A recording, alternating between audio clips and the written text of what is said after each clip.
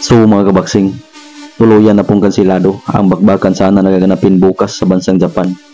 Rematch sa pagitan ni Argentinian champion Fernando Puma Martinez at ng Hapon na former world champion na si Kazuto Yuka. Ito'y dahil sa tinamong trangkaso ni Martinez o tinatawag sa in-English na influenza. Kahapon lamang sa kanilang preskon at noong nagdaang araw sa kanilang public media workout ay hindi na nakadalo si Martinez dahil sa nasabing trangkaso. Kung kaya't ngayong araw ay tuluyang nang kinansila ang nasabi nilang bakbakan na inay gaganapin sana bukas. Dahil dito ay nanganganib si Martinez mga kabaksing na matanggalan ng kanyang WBA belt dahil sa pag-overjo na nito sa paghawak sa nasabing titulo na hindi nilabanan ang WBA interim champion na taga Costa Rica na si David Jimenez. Samantalang sa kabilang banda mga kabaksing ay tuluyan na pong inutos ng International Boxing Federation o IBF ang bakbakan sa pagitan ng ating pambatong kakapanalo pa lamang noong nakarang araw at top-rated contender sa minimum weight na si Joey Canoy kontra sa isang Chinese boxer na isang knockout artist na si Dian Xing Zhou.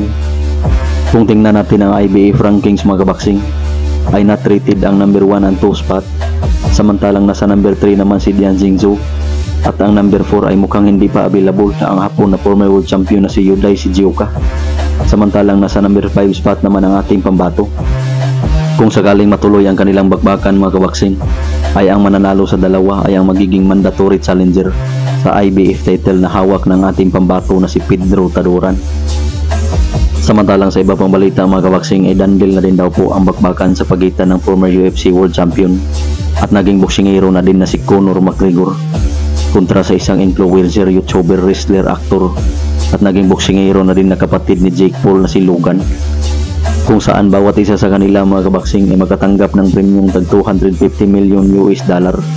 para sa nasabing exhibition fight na gaganapin raw sa bansang India sa hindi pa kinumpirmang buwan at pizza.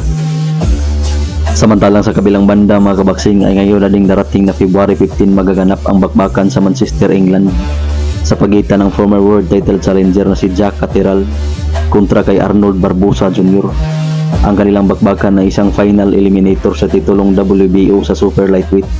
na hawak ni Teofimo Lopez.